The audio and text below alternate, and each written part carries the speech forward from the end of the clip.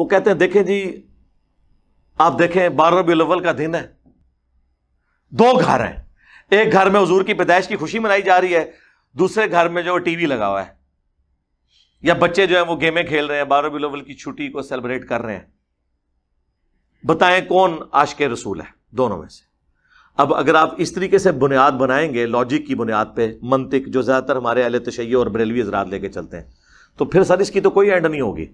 کل کو تو پھر ہم آپ سے یہ کہیں گے کہ ایک طرف آدم علیہ السلام ہے جنہیں فرشتوں نے سجدہ کیا انکلوڈنگ جبرائیل علیہ السلام، اور دوسری طرف ہمارے نبی علیہ السلام ہے، تو ہم انہیں سجدہ نہ کریں؟ لاجیکلی تو کرنا چاہیے. لیکن ابو داؤد میں حدیث ہے، سنن ابن ماجہ میں بھی ایک صحابی نے سجدہ کیا، آپ نے کہا سر اٹھا کیا کر رہا ہے؟ ان کا یا رسول اللہ ہیرا نامی شہر میں گیا تھا، وہاں لوگ اپنے سردار کو سجدہ کرتے ہیں، تو میں نے بہتر سمجھا کہ آپ کو سجدہ کروں. آپ نے فرمایا جب میں فوت ہو جاؤں گا تم میری قبر سے گزرو گے، کیا میری قبر پہ بھی سجدہ کرو گے؟ ان کا نہیں یا رسول اللہ. تو فرمایا پھر مجھے کیوں سجدہ کر رہے ہو؟ اگر سجدہ میں جائز سمجھتا تو بیویوں سے کہتا کہ اپنے خامدوں کو سجدہ کریں اس حق کے سبب جو اللہ نے مقرر کیا ہے. تو حضور نے تو نہیں یہ کہا کہ عشق دے چلے نمبر لے گئے، عقل والے اونجے ہی عمرہ گالیاں کہتے ہیں نا جی، عشق کے چلے نمبر، او عشق دے چلے اتنے بھی میرے ہتھوں مارے گئے، اگوں اللہ دے ہتھوں مارے جان گے. ہاں عقل والے انما یتذکر اولو الالباب، نصیحت تو حاصل نہیں کرتے مگر عقل والے. یہ آپ نے کون سا دین بنا لیا؟ تو اس طریقے سے چیزوں کو نہیں پریزنٹ کیا جا سکتا. تو اس کی پھر میں ان کو پھکی دیتا ہوں کہ دیکھیں کہ 10 محرم کا دن ہے، ایک گھر میں مجلس ہو رہی ہے، لوگ چیخو پکار کر رہے ہیں، ماتم کر رہے ہیں، اہل بیت کے مصائب کو یاد کر کے رو رہے ہیں، اور دوسرے گھر کے اندر ٹی وی چلا ہوا ہے. بلکہ اس سے بھی بڑھ کر اعلیٰ حضرت کی کتاب رد الرافضہ رکھی ہوئی ہے جس میں شیعہ کو کافر ڈکلیئر کیا گیا ہے. ایک طرف اہل بیت کے غم میں لوگ رو رہے ہیں، یہ شیعہ کا گھر ہے، یہ بریلویوں کا گھر ہے. اب بتاؤ کہ عاشق اہل بیت کون ہے؟ تو کہیں گے نہیں، عشق اہل بیت کا یہ تقاضا نہیں ہے کہ اس طرح کی بدعت کی جائے. تو سر عشق رسول کا بھی یہ تقاضا نہیں کہ اس طرح کی بدعت کی جائے. پھکی کے بغیر، اینٹی وینم الزامی جواب کے بغیر بات سمجھ نہیں آتی. خود تو آپ بھی یہ سب کچھ کر رہے ہیں.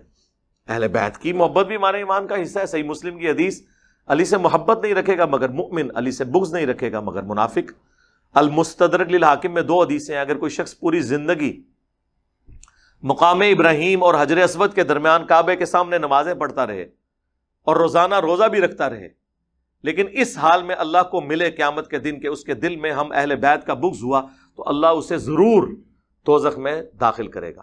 اللہم لا تجعلنا منہم اللہم اجرنا من النار. تو آ جاؤ پھر تم بھی عشق رسول کا اظہار کرو اس طریقے سے، عشق اہل بیت کا اظہار کرو پھر اس طریقے سے، تو آپ کے لیے خود مصیبت کھڑی ہو جائے گی. اور نہیں جی یہ جو کچھ ہم کر رہے ہیں منع تو کہیں نہیں نا. سر منع تو بہت کچھ نہیں ہے. جب یہ کہہ دیا کہ جو صحیح مسلم کی حدیث کہ بدترین کام وہ ہیں جو دین میں نہیں داخل کر دیے جائیں اور وہ بدعتیں ہیں اور بدعتیں گمراہیاں ہیں، تو منع تو ہو گیا.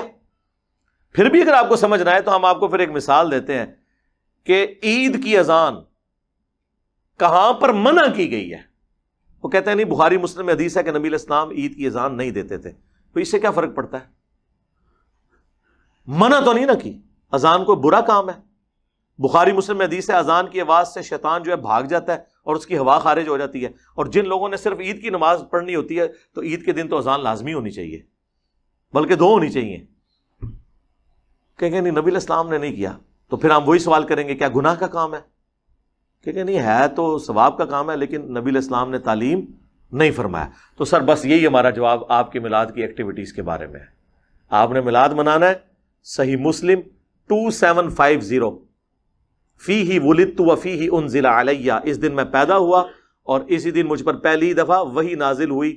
آپ روزہ رکھ کر منڈے والے دن ہر ہفتے ہر ویک میں منڈے کا روزہ رکھ کر میلاد منائیں، جشن میلاد بھی منائیں اور جشن قرآن بھی.